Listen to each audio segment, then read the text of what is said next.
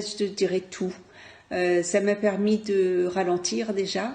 La maladie est aussi obligée de faire qu'on se pose à un moment donné, qu'on se pose nous, mais qu'on se pose aussi les bonnes questions, c'est-à-dire qu'est-ce qu'on veut, qui on est, qu'est-ce qu'on attend de la vie, qu'est-ce qui est important pour nous.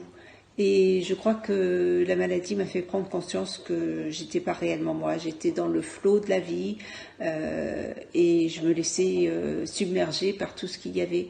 Aujourd'hui, je prends le temps de vivre, voilà. Alors qu'est-ce qui a changé pour moi? Tout. Ma vie a changé quasiment de A à Z. On trouve des nouvelles priorités, de nouvelles façons de faire, on découvre de nouvelles choses. Mais je le vis bien. Pour moi, c'était presque cool en fait. Je me suis redécouvert moi-même. Je me suis découvert de nouvelles passions, de nouvelles façons de faire les choses, un nouveau regard sur la vie en fait. L'annonce de la maladie m'a fait prendre conscience que tout peut basculer du jour au lendemain, qu'il faut profiter un maximum du positif qui nous entoure, s'éloigner de tout ce qui est négatif, voilà, faire un tri, prendre soin de soi et profiter de tous les petits plaisirs possibles et inimaginables. Beaucoup de choses.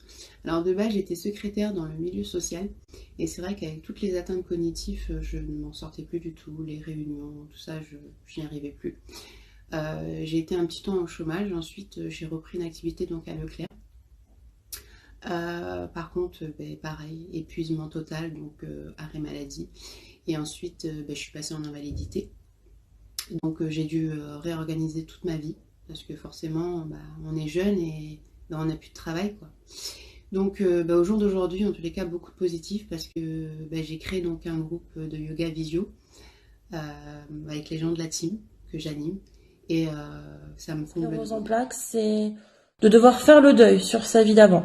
C'est-à-dire qu'on peut aspirer à faire les mêmes choses qu'une personne non malade ou valide, mais différemment, avec plus de difficultés, avec peut-être plus de temps, avec plus d'aide.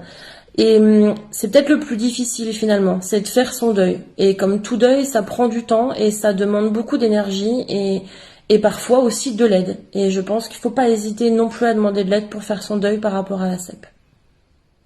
Ce qui a changé dans ma vie, je dirais que c'est vraiment la façon dont j'appréhende le plaisir au quotidien. C'est-à-dire qu'aujourd'hui, je vis chaque moment extrêmement intensément. Une soirée entre amis, je la vis en étant consciente du moment que je vis, du plaisir que ça m'apporte, parce qu'on ne sait pas de quoi sera fait demain. Je suis dans une forêt, je me balade, j'entends des petits oiseaux, ça sent bon l'herbe, il y a Bambi qui passe. Oui, si, il est passé. Voilà, je me dis que c'est un super moment et c'est génial.